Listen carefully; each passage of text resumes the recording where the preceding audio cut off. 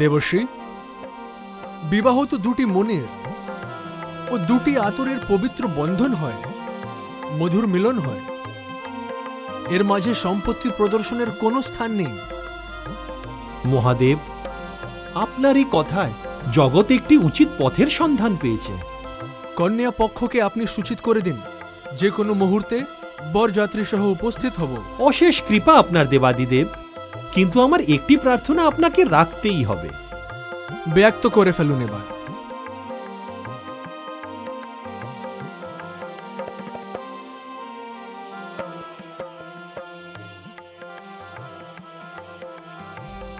এটি আপনাকে স্বীকার করতেই হবে।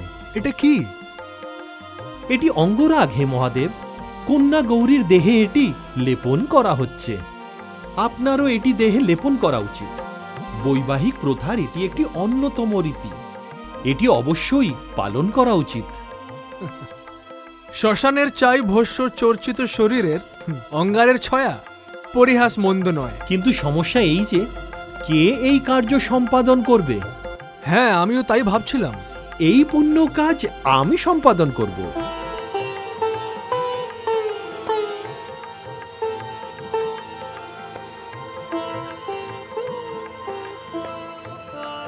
নারায়ণ নারায়ণ। আজ কৈলাসে এসে আমি ধন্য হয়ে গেলাম। এখানে নারায়ণেরও সাক্ষাৎ পেয়ে গেলাম। উৎসব মুখরস্থান একেই বলে। নিন প্রভু, এবার আমাকে আজ্ঞা দিন। আমাকে দক্ষপুরী যেতে হবে। সেইখানে রাজমহলের দ্বারে দেবগুরু বৃহস্পতির স্বাগতের জন্য উপস্থিত থাকতে হবে। দেবগুরু যে কোনো মুহূর্তে এসে যাবেন।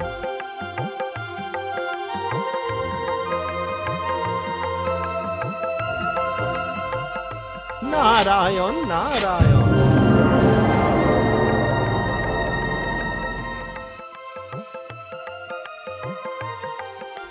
মহারানী, অতিথিশালাতে দেবগুরু বৃহস্পতির পদার্পণ হয়েছে। প্রজাপতিকে সূচনা দিতে হবে। আরে, দেবগুরু বৃহস্পতির আগমন হয়েছে। দেবগুরু বৃহস্পতির নিকট কিছু প্রশ্ন আছে।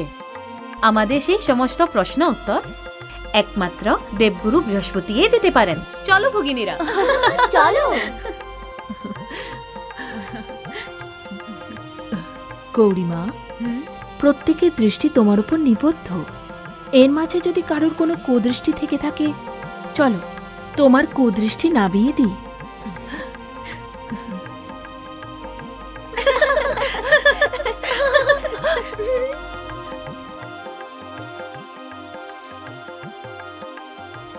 দেবগুরু বৃহস্পতিকে আমরা প্রণাম জানাই। সুখী হও। আপনার কাছে কিছু প্রশ্ন ছিল, কিছু জিজ্ঞাসা ছিল। নির্ভয়ে জিজ্ঞাসা করতে পারো তোমরা। বিবাহের প্রথা বিধাতা কেন বানিয়েছেন? পশুদের মধ্যে বিবাহ হয় না, কেবল মানবদের মধ্যেই এই পবিত্র প্রথার বিচরণ। এটি একটি সংস্কারও বটে। গুরুদেব, সংস্কার বলতে কি বোঝায়? সংস্কার আমাদের জীবনে বাঁচার কৌশল শিখায়, আর বিবাহ নামক সংস্কারে দুটি হৃদয়ের মিলন ঘটায়। এটি জীবনের মঙ্গল কার্য। শুধু তাই নয়, এটি একটি বিশাল উৎসব, যেটা দেবতা, পিতৃ, গ্রহ আর নক্ষত্রদের আমন্ত্রণ জানানো হয়। জীবনের দেবতা অগ্নিকে সাক্ষী রেখে ওনাকে প্রদক্ষিণ করা হয়। সাংসারিকতার সাথে সাথে এটি দিব্য গুণেও পূর্ণ। গুরুদেব, বিবাহকালে বহু রীতি এবং নিয়ম চোখ বন্ধ করে পালন করা হয়ে থাকে, যার অর্থ আমাদের অজানা। বিবাহ মণ্ডপে যা কিছু হয়ে থাকে তার মূল বিষয় হল স্বামী স্ত্রীর একে অপরকে প্রেম ও ভালোবাসার আশ্বাস দেওয়া ও শপথ নেওয়া, আর তারপরেই জীবনে যাত্রা আরম্ভ হয়। এর অর্থ বিবাহ মণ্ডপ একটি পাঠশালার মতো। তুমি ঠিকই বলেছ। জন্ম জন্মান্তর ব্যাপী এই পাঠশালার অস্তিত্ব। এই পাঠশালার শিক্ষা যারা বিস্তৃত হয়, তাদের বিচ্ছেদ অবধারিত। দেবগুরু, কি সৌভাগ্য আমার বিবাহজনিত কারণের দরুন আপনার চরণ ধুলিতে এই নগরী পবিত্র হয়ে গেল। পুত্রীগণ, তোমরা এসো। দেবগুরুর সঙ্গে আমার কিছু কথা বলার আছে। যথাজ্ঞা পিতা।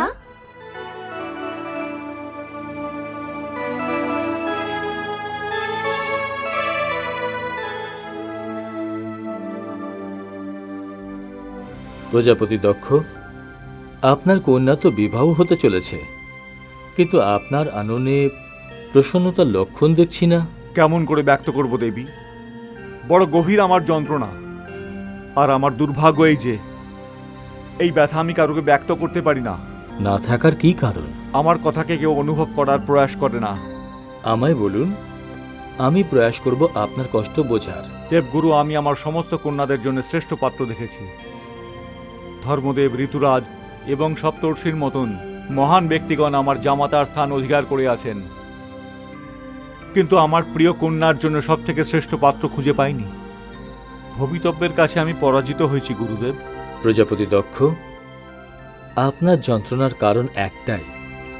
যখনই কাউকে স্বীকার করছেন, তাকে পূর্ণরূপে স্বীকার করুন, হৃদয় দিয়ে স্বীকার করুন।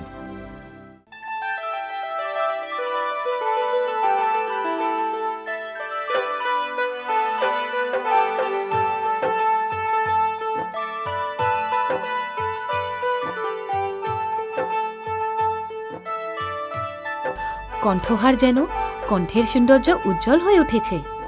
পদ্মসুলভ চরণ যুগল নুপুরের শোভা বৃদ্ধি করে দিয়েছে। গৌরীর অঙ্গের সৌন্দর্য সেই আভূষণের সৌন্দর্য বাড়িয়ে তুলেছে। অঙ্গের শোভা বর্ধন করা যে আভূষণের কাজ।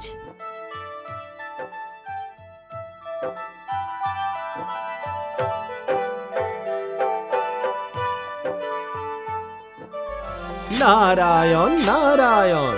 প্রণাম। প্রণাম তাতশ্রী।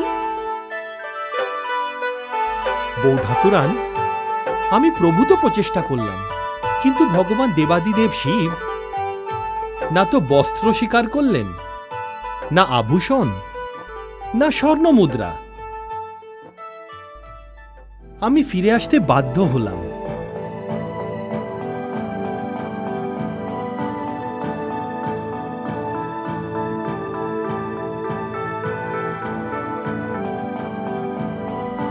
এ কি করছো গৌরী? বর গহনা না পরলেও কনের গহনা পরা বাঞ্ছনীয়, কিন্তু গহনা মঙ্গলের পরিচায়ক হয়ে থাকে। কি হয়েছে তোমার গৌরী? বাস্তবের সাথে পরিচয়।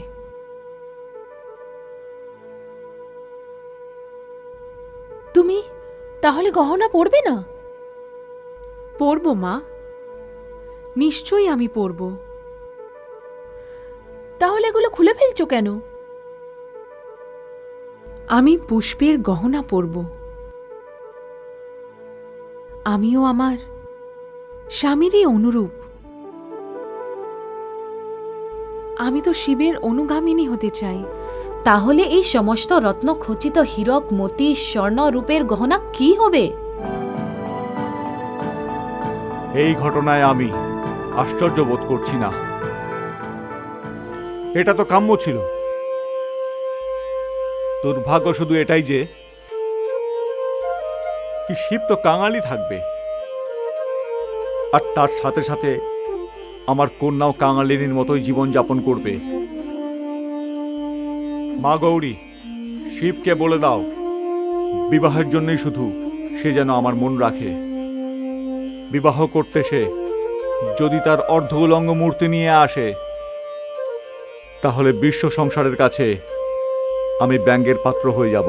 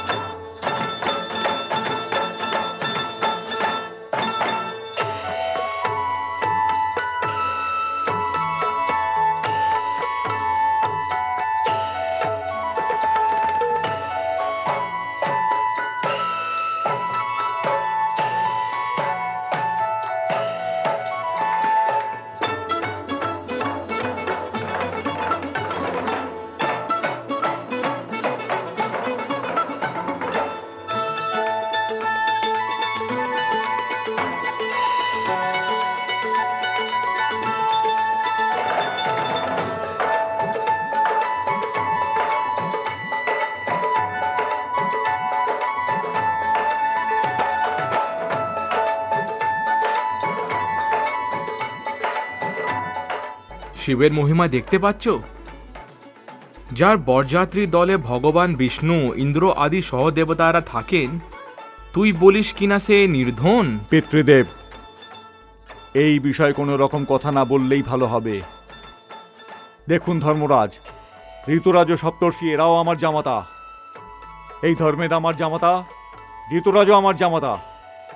দেখুন সেই ঋষিদের আশ্রম। আপনি ধর্মদেবের সম্মানটা দেখুন, ঋতুরাজের বৈভব দেখুন, তারপরে বলুন এদের মধ্যে কারুর সাথে তুলনা শিবের সাথে কোনোভাবে করা যায় কিনা। আরও দেখুন, ওই দেখুন তার দৃষ্টান্ত। বিবাহ লগ্নেও ও তার বাহন ষাঁড়টিকে ছাড়ে না। চুপ কর। তোর যতই জামাতা আছে, সেই রকম 1000টা মিলিতেও করলেও একজন শিবের সমান হতে পারবে না। চল এগিয়ে যা, আর সম্মানীয় বরযাত্রীদের স্বাগত কর।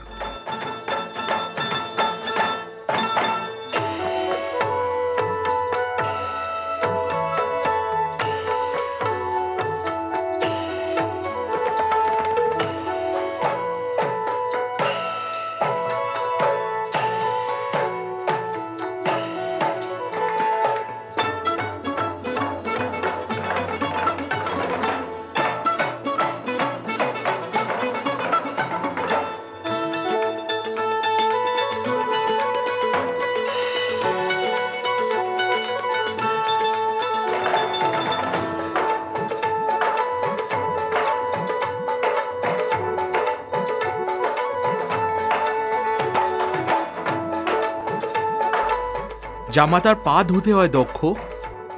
যাও গিয়ে জামাতার শিবশঙ্করের চরণ ধুয়ে দাও দক্ষ।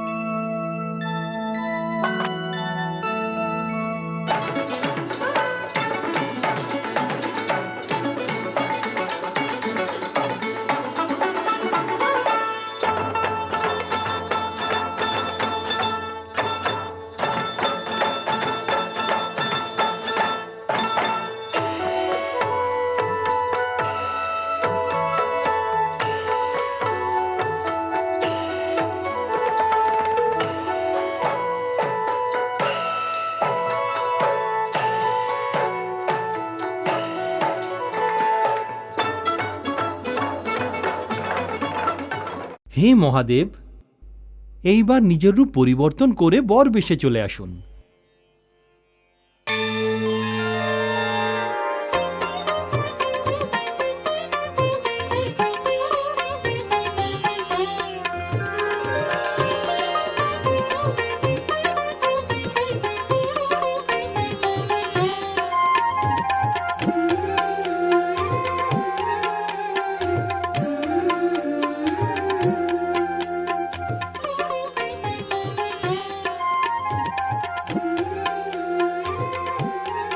প্রথমে বরমাল্য দানের রীতি সম্পন্ন করা হোক। পুত্রী গৌরীকে নিয়ে আসুন। যথা আজ্ঞা।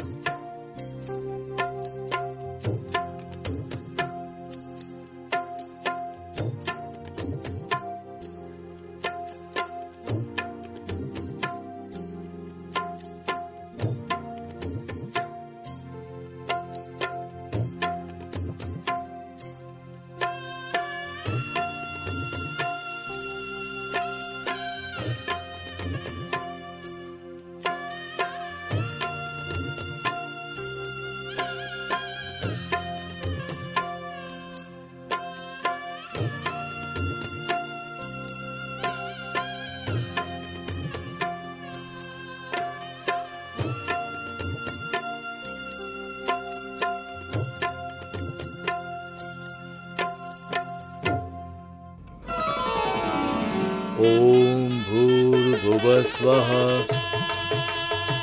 तत्सवितुर्वरेण्यं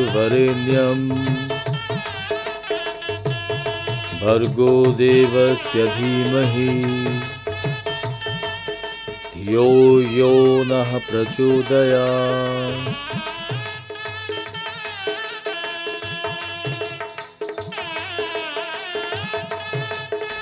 এবার দানের মধ্যে সর্বশ্রেষ্ঠ দান, যাকে আমরা কন্যাদান বলে থাকি, মহান প্রজাপতি পুত্রী গৌরীর কন্যাদান করবেন।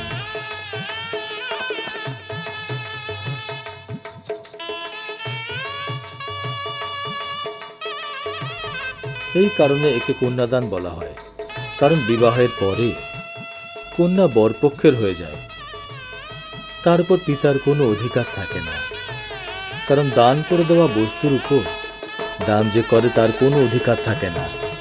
তাই এই বিধিকে কন্যাদান বলা হয়ে থাকে। আসুন প্রজাপতি দক্ষ, কন্যাদানের রীতি সম্পূর্ণ করুন।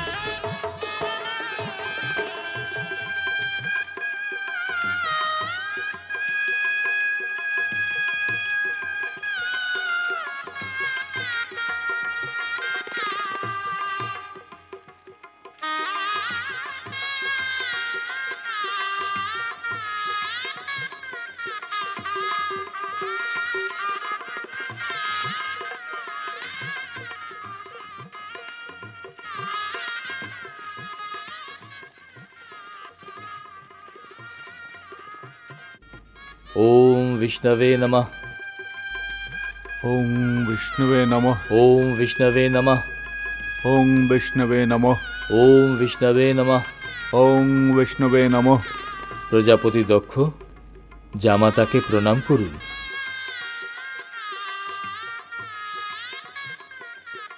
কন্যাদানের রীতি সম্পূর্ণ হল। এবার ঘোড়ার পালা হবে। আপনারা দাঁড়িয়ে পড়ুন। আপনি গাঁট বেঁধে দিন।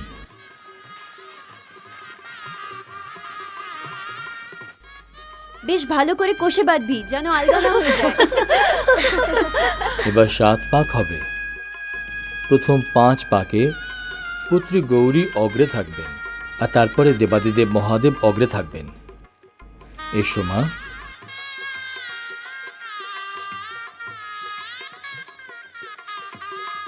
এইভাবে 7 বচন নেওয়া হবে। তখন এ কথা প্রমাণিত হবে যে স্ত্রী হচ্ছে স্বামীর শক্তি। জীবনে নানা পথে যদি স্বামীর কোনো ভুল ভ্রান্তি হয়, তাহলে স্ত্রী এগিয়ে এসে তার দিক নির্দেশ করার অধিকার রাখেন। তিনি স্বামীর অর্ধাঙ্গ হন, আর তাই তাকে অর্ধাঙ্গিনী বলা হয়।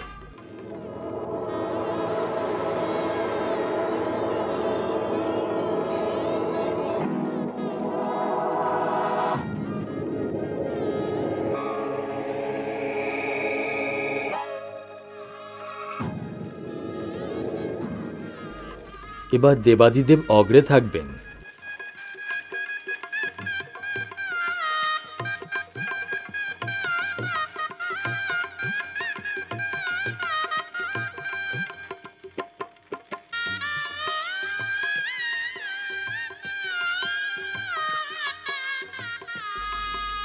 এখন আপনারা স্বামী স্ত্রী।